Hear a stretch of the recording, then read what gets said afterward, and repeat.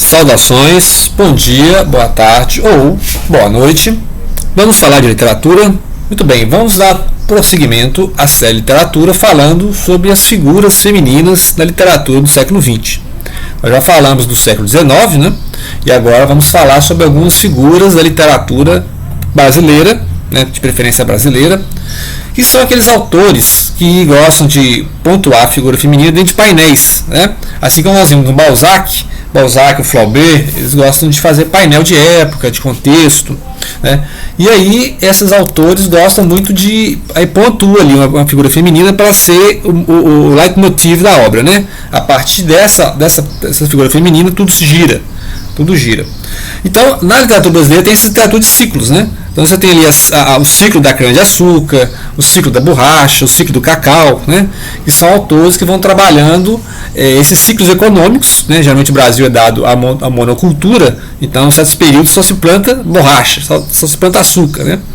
Então nós temos o ciclo do açúcar, nós já falamos lá começando com a Bagaceira, do José Américo de Almeida, 1928, depois tem José Lins, que publicou Menino de Engenho, Fogo Morto, Banguê, né? Então pode ser, esse aqui é o autor do ciclo cana-de-açúcar. E você tem o ciclo, por exemplo, da borracha. O ciclo da borracha que tem lá o Milton Ratum. Milton Ratum fala disso lá na Amazônia, né? Então, até que naquela época, final do século XX, eles construíram aqueles imensos teatros, né? Igual tem o Teatro Amazonas, que é a época de prosperidade na região norte, né? O pessoal ali extraiu latex, né? E fazia borracha. Então, Jorge Amado é um autor de painel, Érico Veríssimo também é um autor de painel, ou seja, eles pegam um recorte de toda a sociedade. Então, por exemplo, o Jorge Amado vai trabalhar com cacau. Então, por exemplo, ele vai ali fazer primeiro ele vai falar dos sertanejos, né? Do pessoal que foge do sertão, vai falar da seca, dos retirantes e tal, e vai falar da prosperidade do litoral. Então, no litoral, em Ilhéus, a plantação de cacau, tem os coronéis, né? O pessoal que vive dessa prosperidade, e vai mostrando esses segmentos políticos, né? Então, e aí ele vai inserindo as personagens, né? Mas dentro do painel, geralmente ele começa um painel, depois a gente vai ver aqui com calma, né? Então, esses painéis de época, eles vão fazendo recortes, né? Então, recapitulando, nós temos agora, o Érico Veríssimo também. O Érico Veríssimo vai fazer um recorte, mas não de ciclo econômico, mas de colonização. Vai ser a colonização do Rio Grande do Sul, né? Então ele vai mostrar lá no Tempo e o Vento essas questões de colonização, ou seja, como é que os espanhóis foram expulsos do Sul, como é que era a catequização dos índios, né? Aquelas missões, os povos das missões que tinham ali no Sul. E ele vai mostrando, aí tem as mulheres fortes ao longo da narrativa, que vai ser dentro desse painel justamente histórico, né? Ou seja, mesmo que o personagem não tenha existido, algum outro, né? Um ou outro pode ter existido, mas esses autores gostam de fazer painel histórico, né? Algumas vezes parece um romance histórico, por exemplo, O Tempo e o Vento pode ser considerado um romance histórico. Depois nós vamos falar mais detidamente do Tempo e o Vento. Mas hoje nós vamos falar dentro do painel de época, né? Esse recorte na sociedade, de protagonistas, nas mocinhas da história, né? Que marcaram época.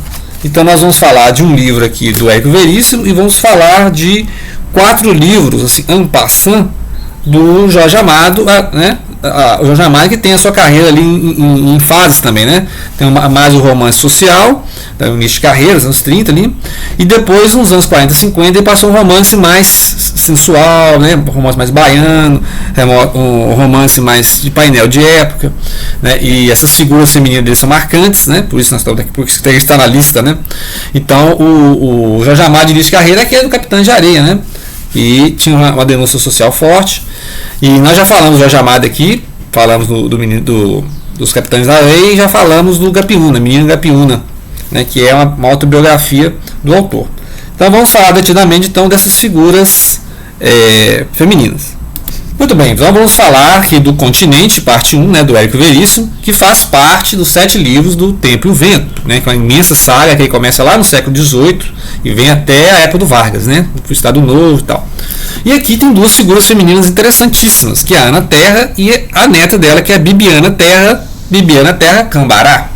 Na Terra está ali, né, sobrevivendo, podemos dizer assim, aquelas hordas, né, aquelas invasões do pessoal dos Pampas, né, que são os espanhóis que estão ali na região, e os portugueses precisam delimitar aquela região, inclusive catequizar os índios, né, tem os jesuítas, né, etc. Então ele vai fazendo esse painel histórico, e aí uma personagem forte para levar essa narrativa é na Terra. Né? Depois ele vai, um salto de tempo, né? A Ana Terra vai ter um filho, aí esse filho vai ter uma filha, que é a Bibiana, e vai chegar na cidade um certo capitão Rodrigo Cambará. E aí esse forasteiro vai incomodar a cidade, né? Que já tem ali tem algumas famílias de prestígio, as filhas já vão casar com certas pessoas determinadas, né? Lembrar que nessa época a mulher não escolhia casamento, ou seja, os pais arranjavam os casamentos nas famílias, e aí no caso ela vai se apaixonar pelo forasteiro, né? A Bibiana Terra, que vai virar Bibiana Cambará, que vai dar seguimento a essa genealogia, né? Da família Terra Cambará, que vão seguir ao longo de todos os romances, né?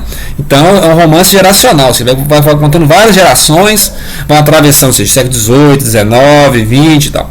E vai mostrando a Farroupilha, né? Aquela Revolução Farroupilha, Bento Gonçalves, né? Então personagens históricos que estão dentro da narrativa, mas para dar movimento à narrativa, né? Então, ou seja, não é a historiografia, né, tal, mas então essas figuras fortes, depois nós vamos falar detidamente, né, só para pontuar. Então, a Ana Terra e Bibiana Terra, ou Bibiana Cambará, que vai ser aquela que vai escolher, né, o homem da vida dela. Então, aí que vai ser todo esse problema, porque é um romance romântico, né? Romance romântico geralmente isso.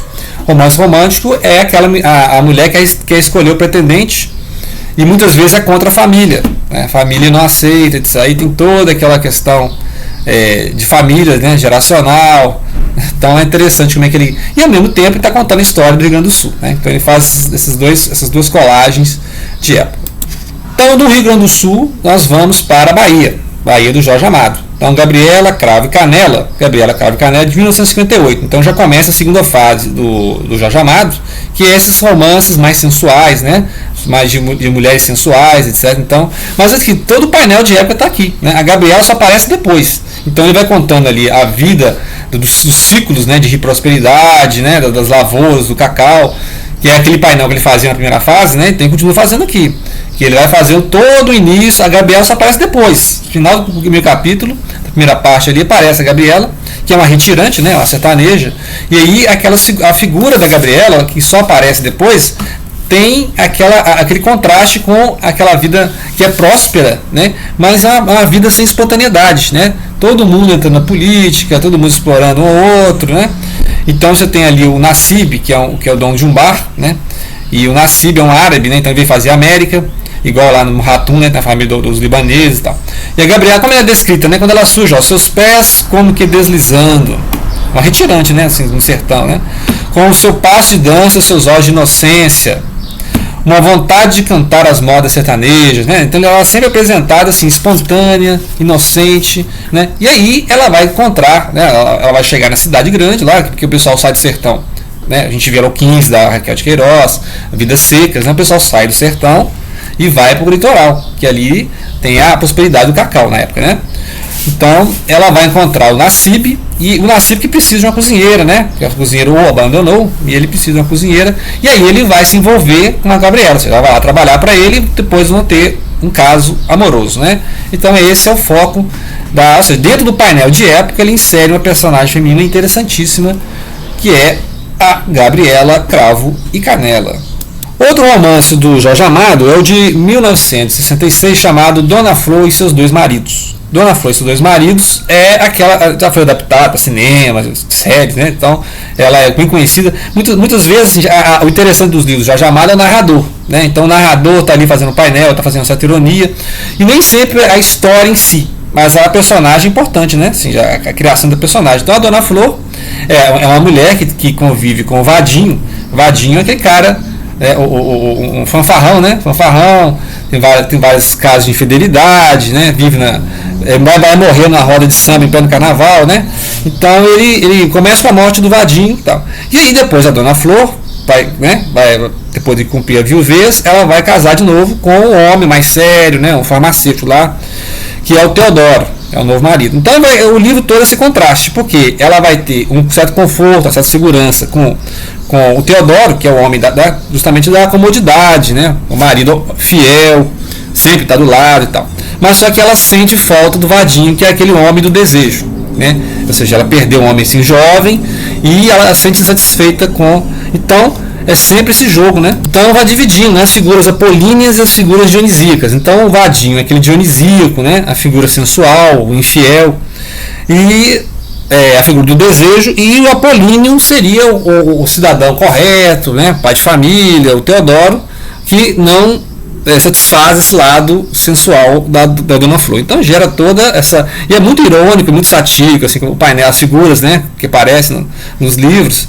Então é sempre jogando essa questão do efêmero e permanente, né, o sensual e a comodidade que é a vida de casado, né. Muito bem, então essa aí é um resumão, mas o livro é sensacional, podem ler tranquilamente, que é o Dona Flor. Tem um outro livro, 72, que é o Teresa Batista Cansada de Guerra. Teresa Batista Cansada de Guerra, a Teresa é uma órfã, né? Ela foi vendida lá para um certo capitão, ela se torna lá uma das concubinas, né, vamos dizer assim, do capitão, e ela apaixona, ela apaixona por outro homem, né? E esse homem é atacado lá pelo capitão e tal, e ela obviamente vai defender, né, o rapaz e vai matar o capitão e vai ser presa. E aí vai seguindo isso, tipo o Memorial de Maria Moura, né? A mulher que quer. A Maria Moura, aí a gente pode falar da Maria Moura também, que é da Raquel de Queiroz. Agora que eu lembrei da Maria Moura, né? Daí tinha que estar nessa lista aqui. Que a Maria Moura é isso, a mulher forte, né? Que quer ditar a própria vida.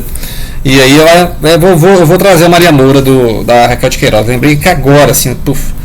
Então a Teresa Batista Cansada de Guerra é justamente essa figura que vai se rebelar contra a condição da mulher, né? Ela não vai aceitar, sei lá, mais uma escrava do capitão lá, né? Então, interessante. Agora sim, vamos falar do Tieta do Agreste. Tieta do Agreste, né? Que também já virou novela, já virou minissérie, enfim, tal, né? Tieta do Agreste é outra figura também interessante. O narrador que é sensacional, que é o narrador assim, que ele entra em contradição, ele pede desculpa. Lembra o Machado de Assis lá no Memórias Póstumas, né? É um narrador assim que interrompe o capítulo, fala de outra coisa, aí lembrei agora, e volta o capítulo de novo. Então tem uma certa ironia narrativa aqui, né? Não é só a figura, porque na verdade a Tieta é narrada pelo que os outros pensam da Tieta, né? Por exemplo, fala muito da irmã dela, que é a Perpétua. A Perpétua é aquela mulher apolínea, beata, né?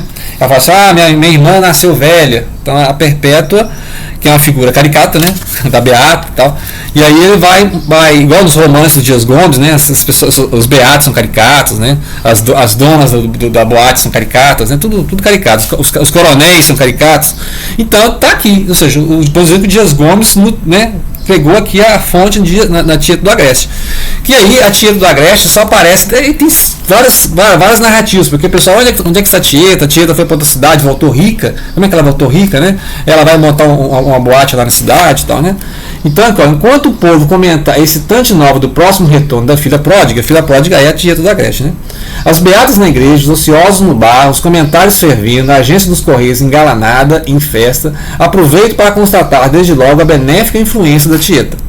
Ainda na rodagem para a Bahia e já influindo no burgo natal, retirando do marasmo no qual mergulhara havia tantos anos. Então a chegada da Tieta, porque ninguém sabe onde ela foi, né? Então, digamos assim, a ideia é que ela foi para a cidade, ficou rica lá, nem imagine com que negócios, né? Que é a ironia total.